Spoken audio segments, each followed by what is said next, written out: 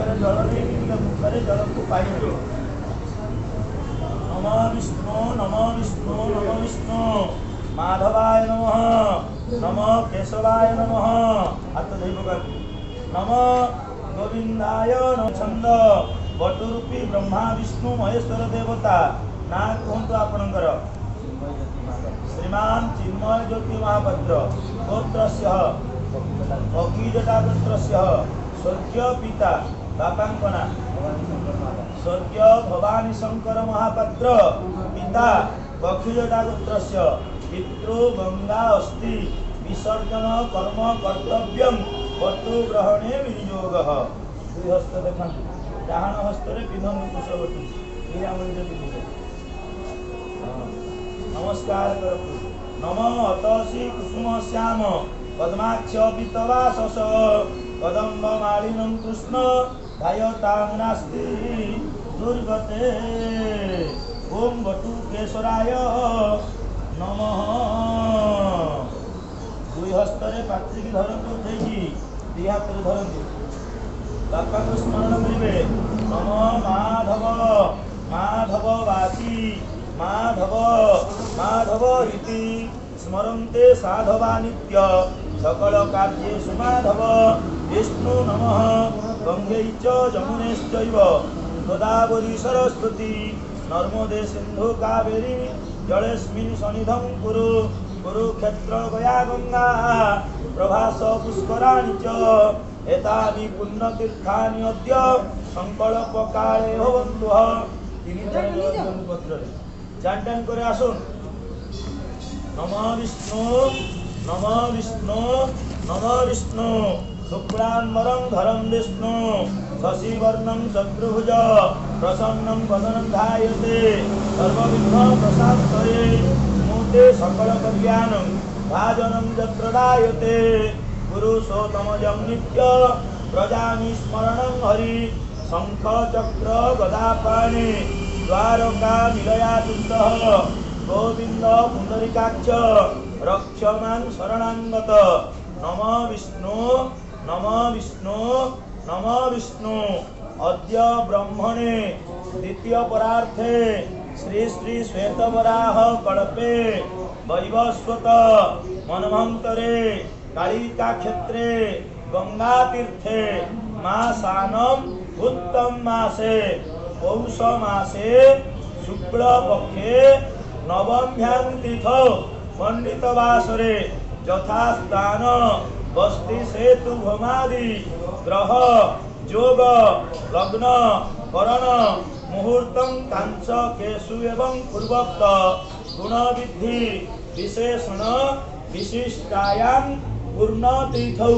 गोत्रस्य आपणक गोत्र कहतु अखिजटा गोत्रस्य श्रीमान आपणक ना श्रीमान चिन्मय ज्योति महापात्र वीरब्रह्मणस्य अखिजटा गोत्रस्य स्वर्गीय पिता बापांक ना पिता स्वर्गीय भवानी शंकर महापात्र पितृ शांति सद्गति प्राप्ति कामना अर्थे अक्षय विष्णु लोक वैकुंठ लोक प्राप्ति कामना अर्थे गंगा अस्थि विसर्जन कर्म संकल्प मह्यं परिषेद कुर्यः संकल्प दुआटे अच्छी बाहर करंतु रखंतु बंधरे दीवार जल गड़े गुआ परे अस्मिन् संकल्पित कर्मणि सिद्धिरस्तु सिद्धिरस्तु सिद्धिमस्तु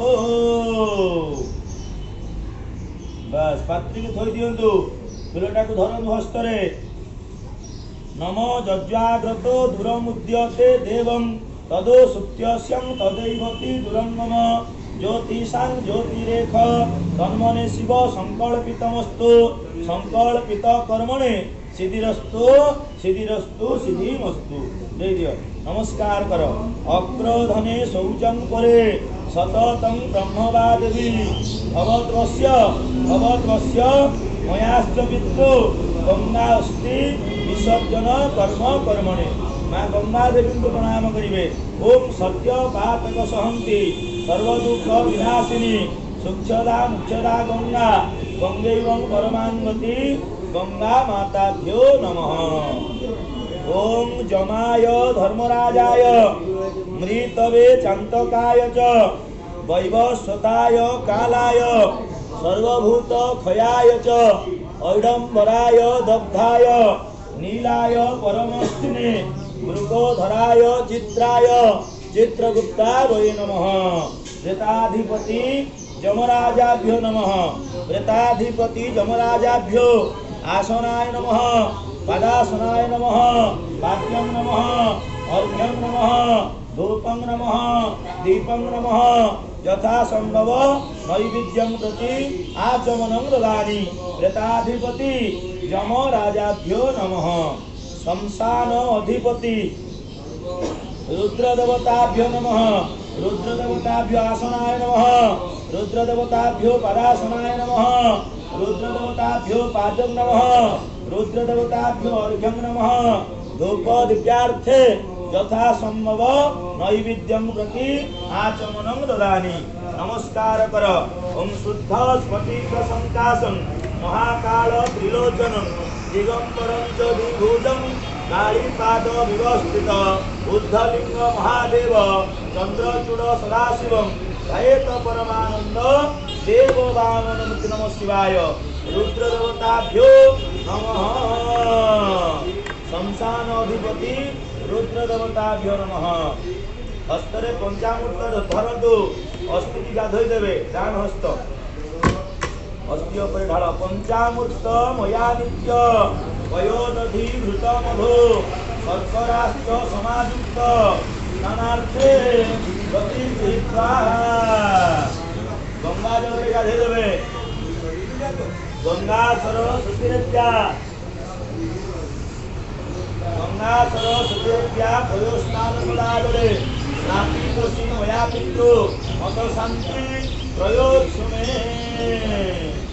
विष्णुद्यः पौष मासे शुक्ल पक्षे नवम्यां तिथौ गोत्रः पक्षीजटा गोत्रस्य स्वर्गीय पिता बापांकर ना स्वर्गीय भवानी शंकर महापात्र महालज्जा निवारणार्थे वस्त्रं उपतिष्ठतां प्रेताय अथाश्च विष्णु नवरदित्यादि पूर्वोक्त गुण विधि विशेषण विशिष्टायां पूर्णतीथौ गोत्रः पक्षीजटा गोत्रस्य स्वर्गीय पिता भवानी शंकर महापात्र आसनाय उपतिष्ठतां प्रेताय पक्षीजटा गोत्रस्य स्वर्गीय पिता भवानी शंकर महापात्र नामने पदासनाय उपतिष्ठतां प्रेताय।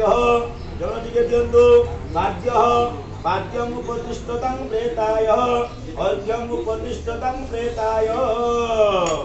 धूप दीप आगे धूप बुलातो तापर दीप देखेबे। दीपं ज्योति परम ब्रह्म दीपं ज्योति जनार्दन दीपं ज्योति हरम पाप दीपं ज्योति नमस्ते।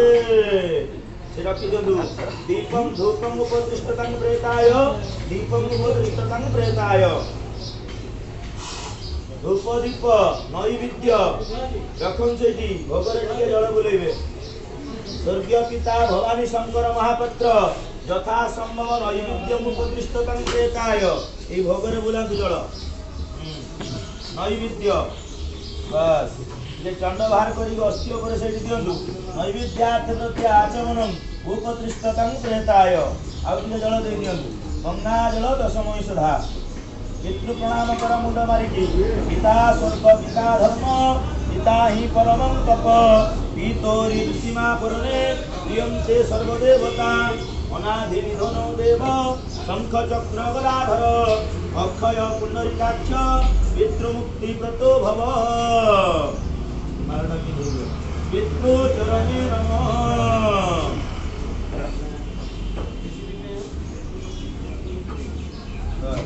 हाथ लगा अस्थि उपरे प्रियतां पुंडरीकाक्ष सर्वयज्ञे सरोहरि तस्मिन् पृष्ठे जगत्सृष्ट प्रणीते प्रणीत जगत् जत संघ कृतं कर्म जानता वाजानता संगम भवन्तु ते सर्वे श्री हरि नामानुकीर्तनात्।